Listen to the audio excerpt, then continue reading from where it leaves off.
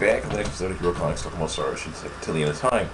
Well, review Star Wars at the time. Basically, I commit review Sonic 06. Anyway, basically, now that we have beaten the game, basically we're at the point. Well, I don't know if I said every single thing that happened in the game.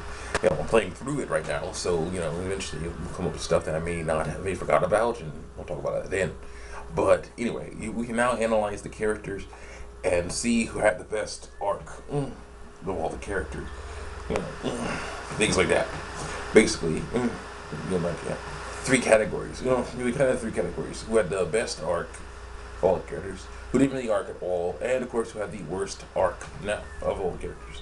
I'll start off with the best, because I really want to talk about that. That would be Albel Nox. Albel Nox had the best arc because he started off as a bad guy.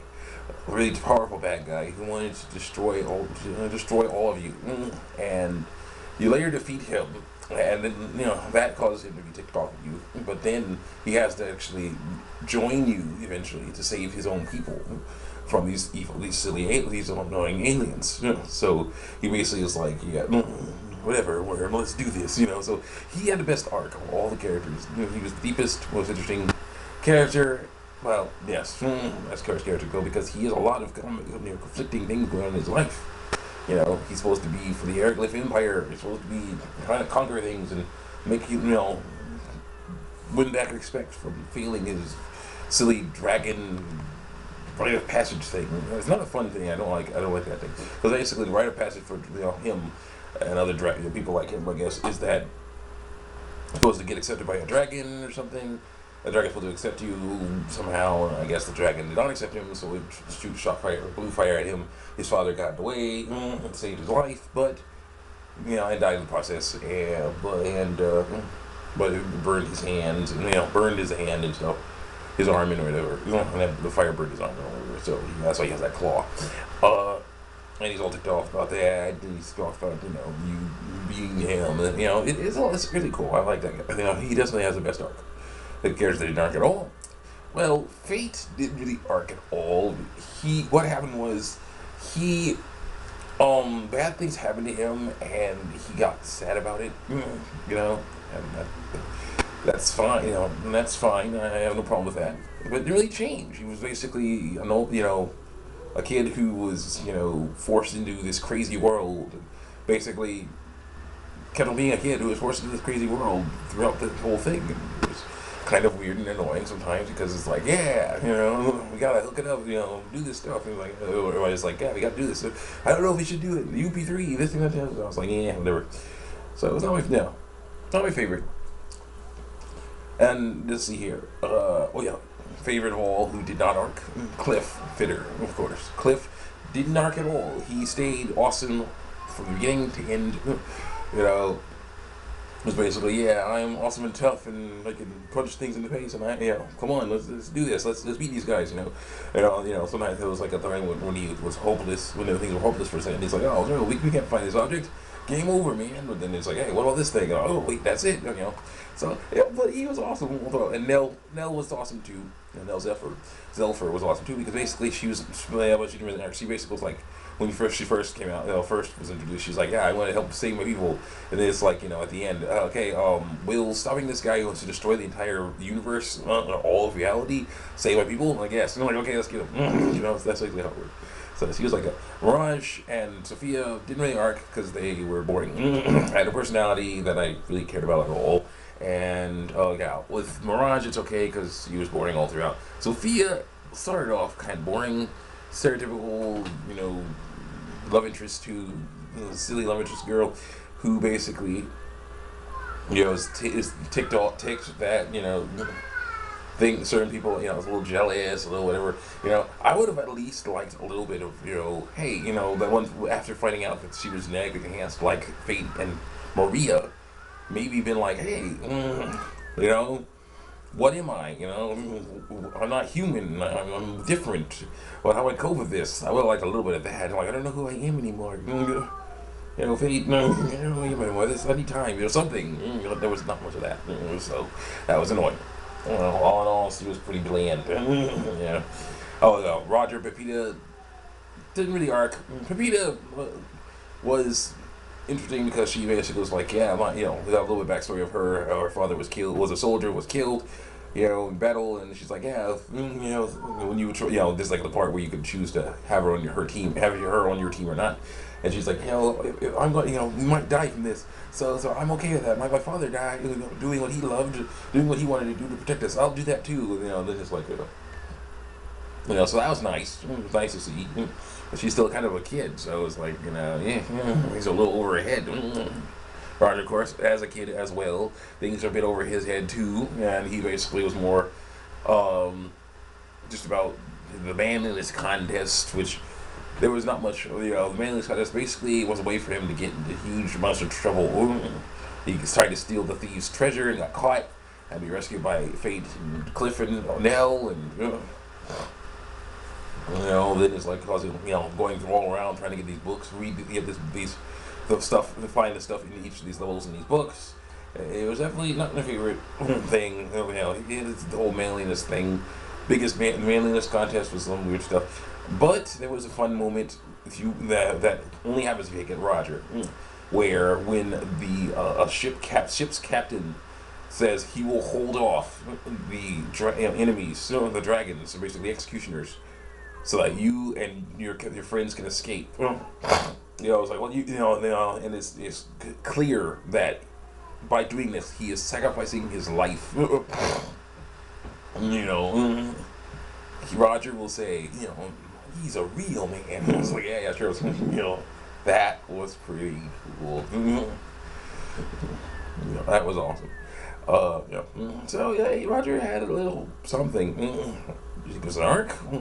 Maybe, I don't know. It wasn't like he stepped up anymore. I would love to see a spin-off game with him and his friends. That would be nice. And it could be pretty easy to do. All you have to do is have your main team. All you have to do is have your main team working on Tomb Raiders, Final Fantasies, and all those other games you like to make that are AAAs. Then you can have someone else, side team do a Roger game and make it look like Star Wars Into the End of Time. I'll have no problem with that. That animation style would be fine with me. And if even better, if you want to make it like Star Wars Second Story, so it is even cheaper to make, I would definitely have no problem with that. So go ahead and I'll do that. It's right with me, man. Just look it up real nice, make a nice long Roger, nice big, awesome Roger game. That'd be so cool. I'd love to see more characters in that style. Who's left? Adre was really he was the bonus character, and really had much of an arc at all.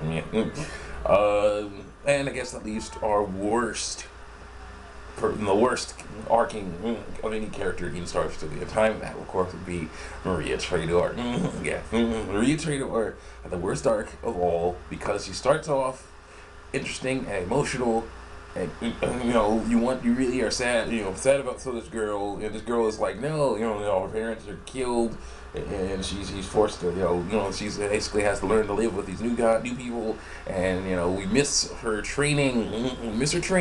It's like Star Wars Episode 3. So the Star Wars prequels miss her training. We don't really get to know her very well at all as she's growing up, And so when she grows up, she's totally different than she was when she was a kid. And in some cases, that in the Star Wars prequels, that was not the worst thing ever, because it was just annoying the way things were. But so much. Because the kid was at least a kid, and he was like something. When he grew up, he became a jerk. So I'm like, no, so whatever. But still, and it's like, why is she so boring? Why, I can understand why she can use a gun. Why she uses a gun. She's not as strong as a Clausian. Okay, remember, a Clausian is basically like Captain America. It's faster, stronger than a normal person. So a normal human.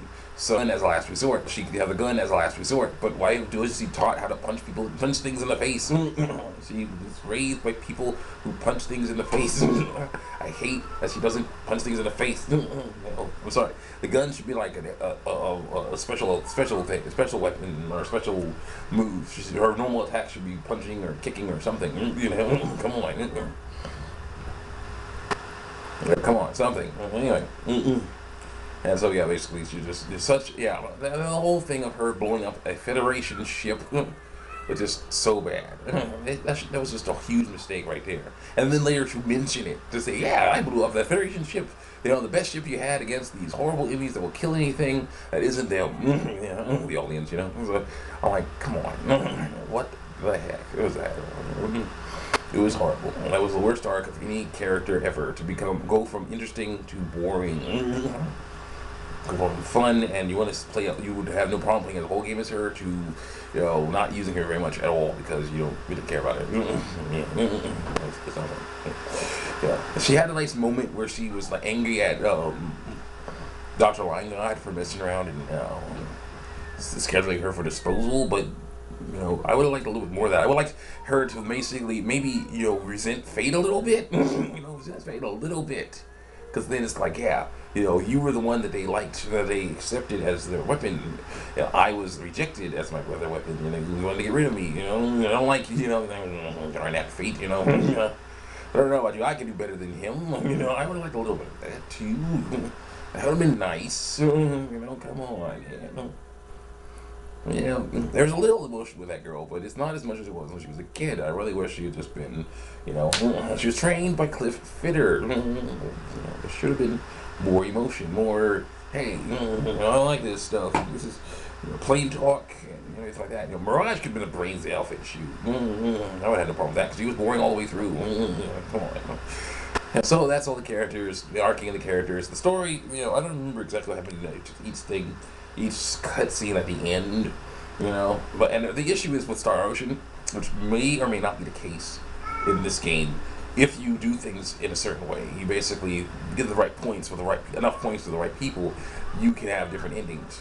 If you have the right points with, like, if you take Fate and you have him have the right, maybe because if you take Fate and you get him with enough right points with Sophia, then they'll be together in a cutscene. They'll have a cutscene together. Same thing, if you have like, on Cliff and Mirage in that cutscene, I don't know. Nell and, or Alva or something like that. I don't know exactly how it works, but still, basically, there's stuff you can do, I think. I don't know exactly. But, yeah, you can do that. But, things, in my one, I think Cliff and Mirage were together. But Fate and Sophia weren't from the last time I played it, so I was like, whatever, And so it was a little weird. But all in all, it's definitely an okay game. Star Ocean Tillian Time is an okay game, not as good as the other Star Ocean games I played though. But still, if you can get it for discount price, it's well worth your time. It takes a long time to beat, and you have a lot of fun leveling up, and getting new weapons, and going along with his characters in a story that's horrible, but a story that could be way better than it was. Not horrible, but still. So all in all, pretty good. Not as good as the Star Ocean Second Story. In my opinion, not as good as Star Ocean Last Hope. Because, wow. Last Hope had a much better story. I'm sorry. Second Story definitely had a much better story. So that's it. See you next time on whatever I do next. Check me out on YouTube and DeviantArt, especially my Hero Force Neo on DeviantArt. And How Star Wars episodes, and on YouTube. Star Wars Until the End of Time, of course, and Star Wars Next Story. Halo 3, Nixie's Irish Robots, Blue Dragon. I gotta do that again, definitely. Star Wars Muffin. My toenail's caught. Toenail. Okay. The carpet. Carpet. I'll see you next time.